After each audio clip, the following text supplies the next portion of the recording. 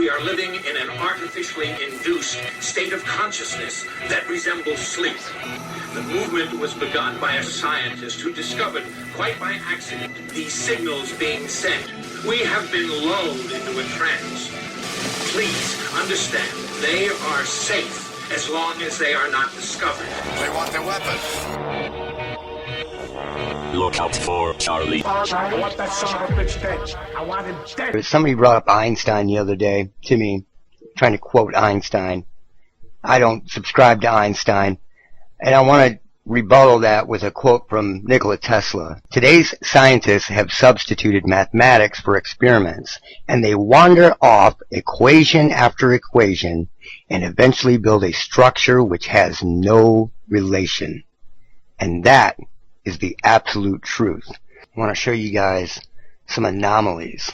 And these have been popping up for a while, but when I'd see them, when they'd start to show up in the recording, I was already in the middle of working on something else, and I couldn't abandon what I was doing and start getting sidetracked looking into something else. These are split-second pops that come seemingly from nowhere for literally a split second, and the signal will go from negative 40 decibels to blowing it out into the red for just a split second and then go away.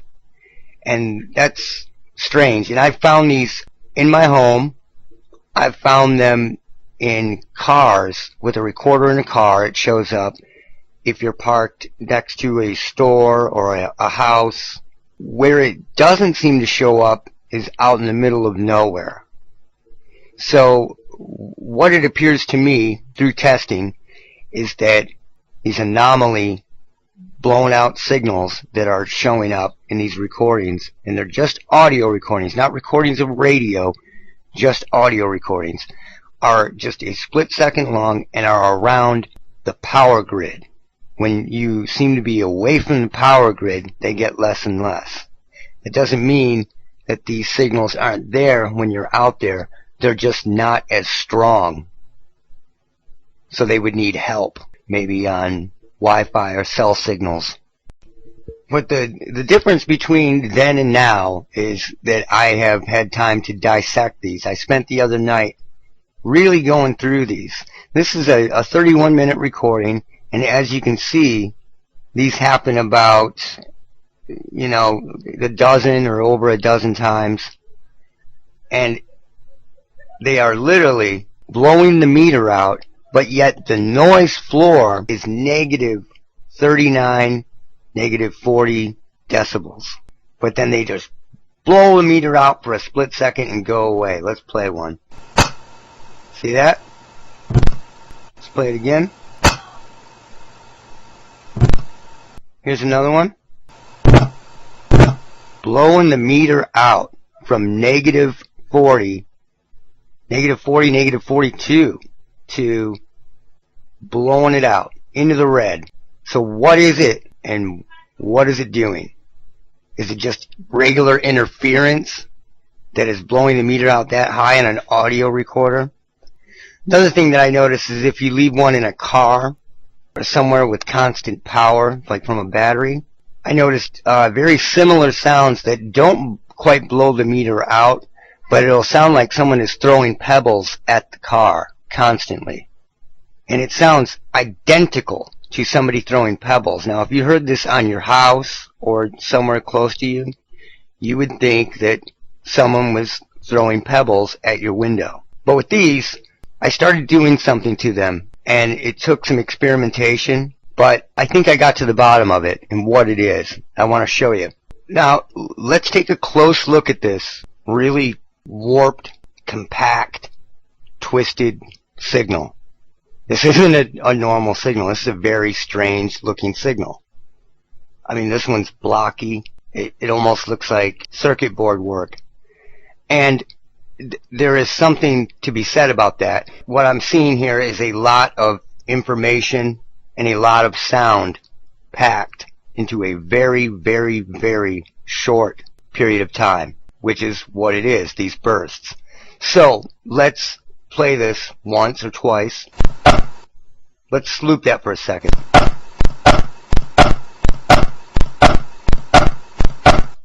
I mean, that is short. Short, short, short. So, what I did was I slowed this down a lot so we could see, unpack it, so to speak. Let's unpack the zip file of audio, because that's really what it is. It's a very short burst of audio. And we're going to unpack it. And this is what I got when I unpacked it, which looks a hell of a lot different than this. So once it was slowed down, it took this shape, which is still strange looking for a WAV file. So, let's play this. Check this out.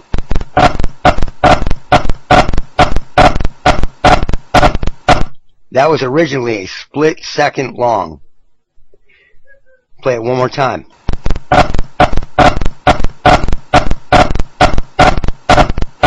But then I got to work on it, and things began to change quickly. So I got to work further on this sound, and this we will call stage 3.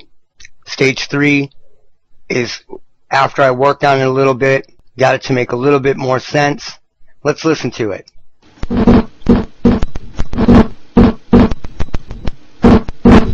There's a rhythm there, and there's a rhythm and a transfer of information.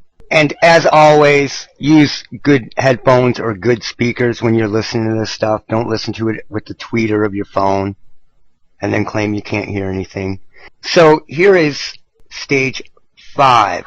Stage 5 starts to change. Let's check it out.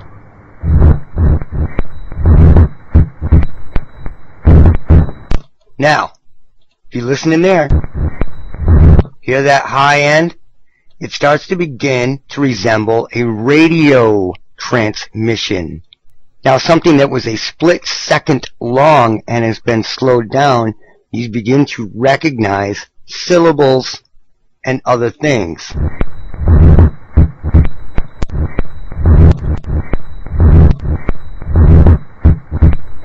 But it gets better than that.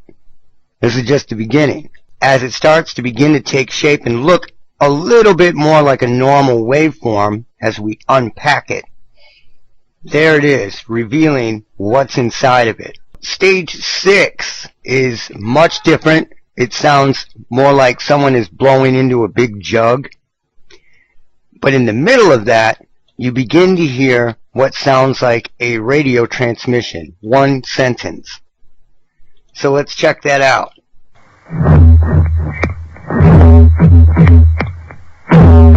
But the signal, the radio transmission, still follows the beat of the blowing into the bottle sound, the low end, and it's a higher frequency. Listen. And what I got out of that is, we've lost his signal. That's what it sounds like to me after listening to it for a long, long time. So let me play that again, and you can mistake some of the low end as it blows out and makes noises as syllables added onto it. But I don't believe it is. I believe it's we've lost his signal. We've lost his signal. Lost his signal. We've lost his signal.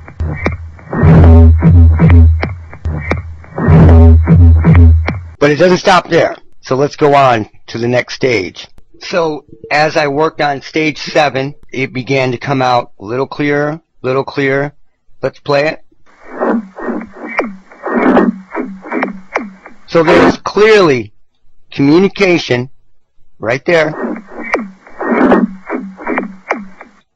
in something that was a split second long that any electrician, radio, audio expert would have told me was just interference. It's just interference. That was a split second transmission, and when it was slowed down, when it was unpacked, it revealed the goods of what's inside it.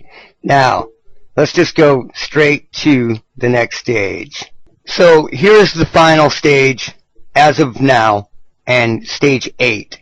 You can hear the transmission inside of it clear as day, and if you can't, then you just need to work on your ears. It is, we've lost his signal, I believe, but if I'm wrong, it doesn't matter. It's still some type of nefarious communication. It shouldn't be there. I shouldn't hit record on my audio recorder in my house and have bursts of communication jumping onto my audio recorder and blowing the meter out when the noise floor is negative 40 decibels or more. Let's move ahead. I will just loop it. We've lost his signal.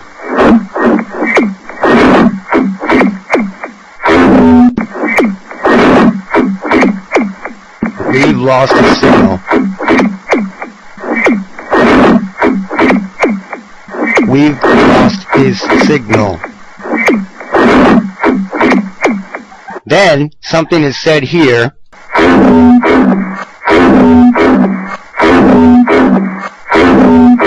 But it's very, very robotic, and I need to work on this area more.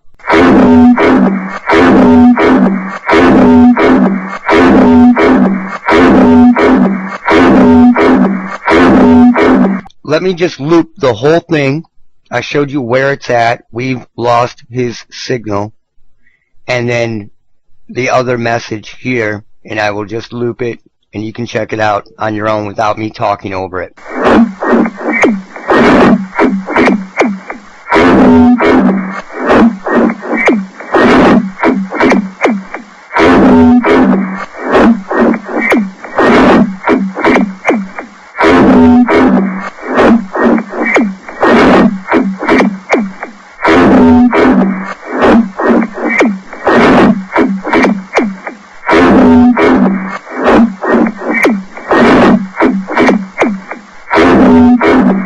So that was just one of the split-second audio bursts that I showed you in the beginning. Just one of them. What this is, what I believe this is two-way communication that isn't being monitored by agencies and can get away with this type of transmission, electric RF transmission, and not be monitored by agencies that are out there. And there you have it. And it's running on the same carrier as everything else that I've talked about on this channel. It's all one and the same. So if somebody is hearing noise or talking out there, they want you to hear that. You need to understand that. Like if you're not on a recording, if somebody is hearing noises or something in their house, they want you to hear that. That's not a mistake. That's not an accident. If you hear them talking about something, that's not a mistake, because when they actually do communicate, it's in split-second bursts like this that you will never unpack. Well, most people won't unpack on their own and figure it out, and you couldn't hear it with the naked human ear as it is anyway. It would just sound like a burst. This is some pretty amazing stuff and is quite a game changer. If it is for me. And I think that if people really think about it, this will be a game changer for them as well. I mean, really think about all of it, put it together, and then put this really fast split-second communication together within that, and then ponder it. You might have questions on how this recording was made, and I'll explain that so you completely understand these anomalies. This was just a basic digital audio recorder with no Bluetooth, no wireless capabilities whatsoever. And it was just put next to a fuse box and sat for 30 minutes, 31 minutes, and checked out. Everything in the house was off. There were no radios on, nothing. This was just a recording made with everything off in the house, just to see what the basic noise levels were, and then I noticed these bursts again, and then began to look into them. So that's how it was done. There was nothing special. But the verdict is This is not just interference. These are bursts of radio communication, period. Why it's showing up on a recorder shows that this is a static, electrostatic technology that is unmonitored, and somebody doesn't want it monitored. And now we know. And knowing is half the battle. Look out for Charlie.